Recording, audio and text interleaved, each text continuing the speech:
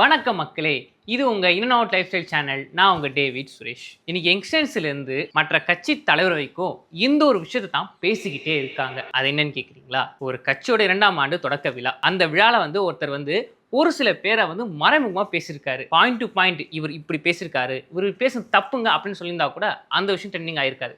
ஆனா இவர் மறைமுகமா பேசுன பேர்ல அவங்களாம் வெச்சு செஞ்சிருக்காரு இவர். அது என்னன்னு கேக்குறீங்களா? அது வேற எதுவும் இல்லைங்க. நம்ம தமிழக வெற்றி கழகத்தோட 2ஆம் ஆண்டு தொடக்க விழால நம்ம தளபதி விஜய் அவர்கள் ஒரு ஸ்பீச் கொடுத்திருக்காரு. அந்த ஸ்பீச்சை கேட்டதுல இருந்து ஒரு சில கட்சி தலைவர்கள் அதை நெகட்டிவா பார்த்திருக்காங்க. ஒரு சில மக்கள் அதை வரவேற்கிறாங்க. சரி, அப்படி அந்த ஸ்பீச்ல என்னதான் இருக்கு அப்படின்னா இன்னைக்கான வீடியோல நம்ம பார்க்க போறோம். தமிழக வெற்றி கழகம் இந்த கட்சி 1ஆம் ஆண்டை வெற்றிகரமாக முடிச்சிட்டு 2ஆம் ஆண்டுல கால் எடுத்து விற்கிது. இதுக்காக ஒரு விழாவை ஆர்கனைஸ் பண்றாங்க.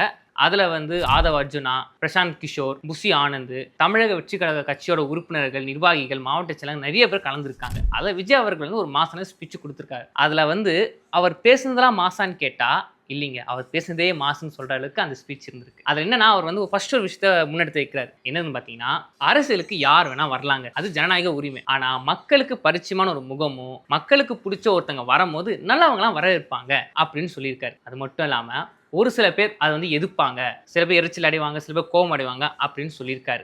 இதை மக்கள் எப்படி பார்க்குறாங்கன்னா, ஆமாங்க அவர் கண்டிப்பாக ஆட்சிக்கு வரணுங்க, எங்களுக்கு ஒரு பெரிய மாற்றம் வேணும், அவர் வந்தால் மட்டும்தான் அரசியல் கட்சியில் நல்ல ஒரு மாற்றம் வரும், எங்களுக்கு அவர் சிஎம்மாக வரணும் அப்படின்னு சொல்லியிருக்காங்க. அது மட்டும் இல்லாமல் மக்கள் இன்னொரு விஷயம் முன்வைக்கிறாங்க. என்னன்னு பார்த்தீங்கன்னா, இவர் 100 கோடிக்கு மேலே தாங்க சேலரி வாங்குறது ஒரு படத்துக்கு. ஆனால் அதெல்லாம் விட்டுட்டு நமக்காக வராருன்னா ஏதோ ஒரு காரணம் இருக்கும் இல்லைங்க.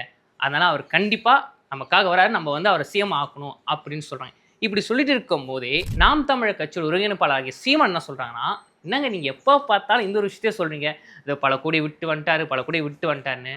நான்லாம் இது வரைக்கும் இந்த ஒரு கட்சியோட கூட்டணி போடாமல் சுயேட்சையாக நின்று மாநில கட்சின்னு ஒரு அந்தஸ்தை பெற்றிருக்கேன். என்னெல்லாம் பல கோடியை கொடுத்து என்னை கூட்டணி கூப்பிட்டாங்க, ஆனால் நான் போவே இல்லை அப்படின்னு பார்த்தா என் கட்சியில் எப்படிப்பட்ட கட்சிங்க அப்படின்னு ஒரு மேடையில் சீமான் அவர்களே சொல்லியிருக்காரு. இப்போ இதையும் ஒப்பிட்டு பார்க்கும்போது ஒன்றுக்கு ஒன்று சலிச்சில் தான் தோணுதே. சரி, இது ஒரு பக்கம் இருக்கட்டும். அது மட்டும் இல்லாமல் இப்போ நான் அரசியலுக்கு வந்ததுனால ஒரு சில எரிச்சல் அடைகிறாங்க, கோவம் அடைகிறாங்க. அதெல்லாம் அப்படி யாருன்னு பார்த்தீங்கன்னா இல்லை, வேணாம், அது எதுக்கு நம்ம சொல்லணும் அப்படி நான் சொல்லிங்க, அவரே சொல்லியிருக்காரு. ஆனால் அவர் டேரெக்டாக இவங்க தான் அப்படி சொல்லியிருக்காரு அவர் சொல்லியிருந்தான்னு வச்சுக்கோங்களேன், அது ஜஸ்ட் ஒரு இன்ஃபர்மேஷனாக போயிருக்கும். ஆனால் இதையும் அவர் மறைமுகம் சொன்னதுனால மக்கள் யார்ப்பா அது அப்படின்னு நினச்சி அவங்க கண்டுபிடிச்சி அவங்க இவர் அவரை தான் சொல்கிறாரா அப்படின்னு சொல்கிறாங்க.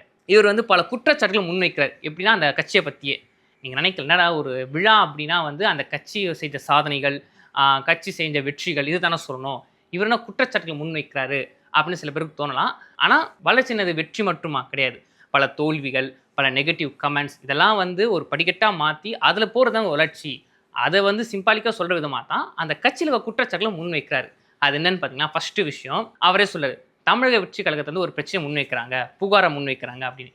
என்னன்னு பார்த்தீங்கன்னா, இந்த தமிழக வெற்றி கழகத்தில் அதிகமாக இளைஞர்கள் தான் இருக்கிறாங்க அப்படின்னு. அதுக்கு அவரும் ஒரு விளக்கம் சொல்கிறார். என்னன்னு பார்த்தீங்கன்னா, எம்ஜிஆர் அவர்கள் கட்சி ஆரம்பிக்கும் போது பின்னாடி இருந்தது அதே இளைஞர்கள் தான். அறிஞர் அண்ணாதுரை கட்சி ஆரம்பிக்கும் போது பின்னாடி இருந்தது அதே இளைஞர்கள் தான். இப்போ ஏன் பின்னாடி இளைஞர்கள் நிற்கிறாங்க, அதெல்லாம் இருக்குது அப்படின்னு. இதை நீங்கள் நல்லா கொஞ்சம் ஆழமாக பார்த்தீங்க உங்களுக்கு தெரியும். எம்ஜிஆர் இருக்கும் போது இளைஞர்கள் நின்னாங்க, இவர் சிஎம் ஆகிட்டாரு. அறிஞர் அண்ணா நிற்கும் போதும் இளைஞர்கள் பின்னாடி நின்னாங்க, அவர் சிஎம் ஆகிட்டாரு. இப்போ இவர் பின்னாடியே இளைஞர்கள் நிற்கிறாங்க, அப்போ இவரும் வாய்ப்புகள் இருக்குல்ல. இளைஞர்களோட சப்போர்ட் விஜய் அவர்களுக்கு இருக்கு அப்படின்னு அவர் சொல்லாமல் சொல்றாருங்க.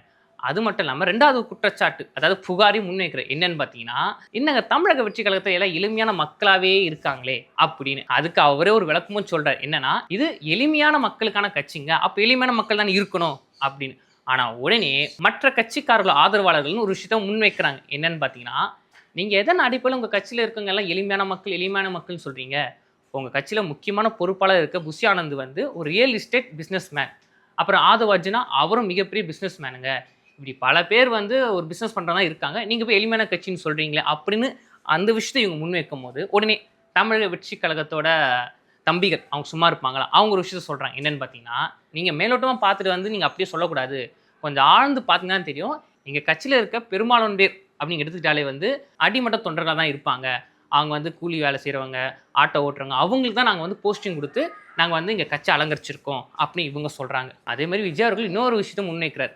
அவர் சொன்னார் பார்த்தீங்களா, எளிமையான மக்களுக்காக தான் அங்கே வரோம் அப்படின்னு. நாங்கன்னா பண்ணையார் மக்களுக்காக நாங்கள் வரோம், எளிமையான மக்களுக்காக வரோம், ஆனால் எளிமையான மக்கள் இருக்காங்க. அதுக்கு ஒரு எடுத்துக்காட்டு கூட சொன்னாருங்க. அப்போல்லாம் வந்து பண்ணையாருங்க தான் வந்து முக்கியமான போஸ்டிங் வந்தாங்க. ஆனால் இப்போது கட்சிக்கு வரவங்க எல்லாரும் வந்து பண்ணையாராக மாறிடுறாங்க அப்படின்னு. இவங்களெல்லாம் வந்து களை எடுக்கணும் அப்படின்னா நம்ம வந்து ஜனநாயக ரீதியாக நம்ம அதிகாரத்தை கைப்பற்றணும் அப்படின்னு சொல்லியிருக்காரு. தமிழக வெற்றி கழகத்தில் வந்து நீங்கள் நிறைவு உறுப்பினர் இருப்பீங்க. உங்களை ஆனால் கேட்பாங்க, உங்கள் தலைவர் ஏன் அரசியலுக்கு வராரு அப்படிங்கிற நீங்கள் பல பதில் வச்சுருப்பீங்க.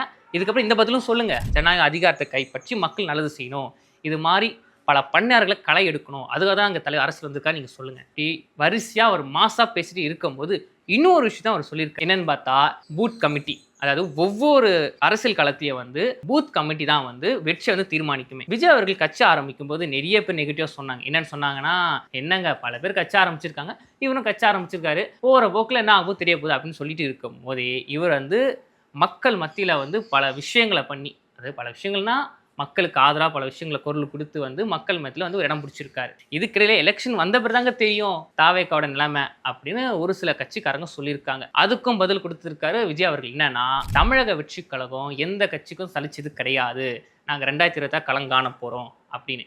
இந்த விஷயத்த விஜயகாந்த் அவர்களும் வந்து ஒரு மேடையில் சொல்லியிருக்காரு. எப்படின்னா, அவரோட பீரியட்ல அனைத்து இந்திய அண்ணா திராவிட முன்னேற்றக் கழகமும் ஆட்சியில் இருக்கும் போது தேமுதிகவும் அனைத்து இந்திய திராவிட முன்னேற்றக் கழகமும் கூட்டணி போட்டுது. அப்படி கூட்டணி போடும்போது ஒரு சில கருத்து வேறுபாடுலாம் அவங்க வெளியே வந்துட்டாங்க. தேமுதிக அப்படி வெளியே வரும்போது விஜயகாந்த் தான் சொன்னாங்கன்னா, ஒரு சில கருத்து வேறுபாடுங்கிட்ட இருக்குது, அதான் வெளியே வந்துரு. ஏன்னா தேமுதிக எதுக்கும் சலிச்சது கிடையாது. இப்போ அதே மாதிரி இவரும் சொல்கிறாரு, தமிழக வெற்றி கழகம் எதுக்கும் சலிச்சது கிடையாது அப்படின்னு.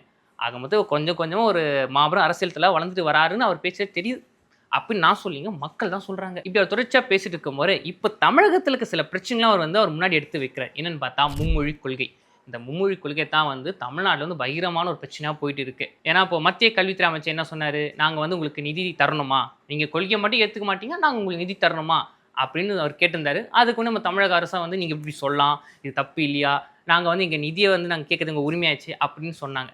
நம்ம நினச்சிருந்தோம் இவர் வந்து நிதி தரமாட்டான்னு சொல்கிறாரு, அதுக்கு தமிழக அரசு வந்து கண்டிக்குது அப்படின்னு நினச்சிருக்கும் போதே இவர் தமிழக வெற்றி கழகத்தின் விஜய் அவர்கள் வந்து ஒரு விஷயத்தை முன்னேற்கிறேன்னு பார்த்தா, அவங்க அடிக்கிறமா அடிப்பாங்களாம், இவங்க வாங்குவாங்களாம், இவங்க கேள்வி கேட்பாங்களாம், இதெல்லாம் சொல்லி வச்சுட்டு பண்ணுறதுங்க, எல்லாம் செட்டிங்க அப்படின்னு விஜய் அவர்கள் சொல்லிக்க. இது சொன்னப்படி தான் மக்களுக்கு வந்து ஒரு மாறுபட்ட கருத்தே வருது. அப்போது இத்தனை நாள் நடந்தெல்லாம் சொல்லி வச்சு தான் பண்ணுறாங்களே இவங்க அப்படின்னு. அதுதான் வந்து ஒரு மாசான ஒரு பஞ்சு சொன்னார் பாருங்க. What bro, it's very wrong bro.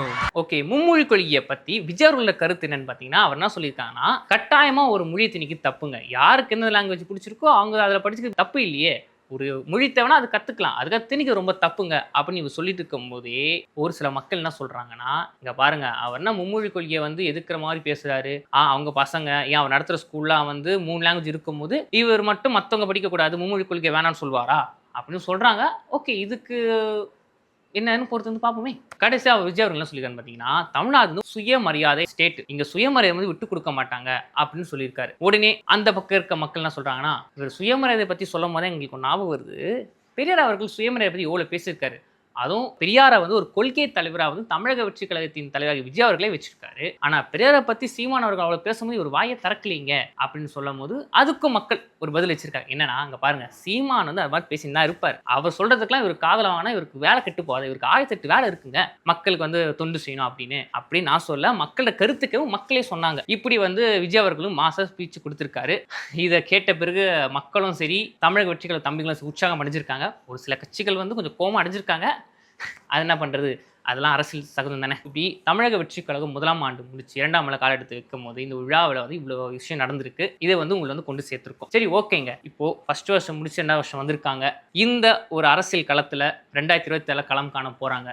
தமிழக வெற்றி கழகம் எந்த அளவுக்கு அரசியல் களத்தில் வந்து ஒரு மாற்றத்தை கொண்டு வர போகுது 2027 எலெக்ஷன் தான் நமக்கு தெரியவே போகுது. அதில் 2026 வெயிட் பண்ணி தமிழக வெற்றி கழகம் எந்த அளவுக்கு ஒரு மாசான ஒரு ஓட் பேங்கை வாங்கி வெற்றி அடைய போகுதுன்னு வெயிட் பண்ணி பார்க்கலாம். ஓகே மக்களே, உங்களுக்கு இந்த வீடியோ பிடிச்சிருந்தா லைக் பண்ணுங்க, ஷேர் பண்ணுங்க. நீங்க தமிழக வெற்றி கழகத்தை பத்தி என்ன நினைக்கிறீங்க நம்ம கமெண்ட் பாக்ஸ்ல சொல்லிட்டு போங்க. தேங்க்யூ.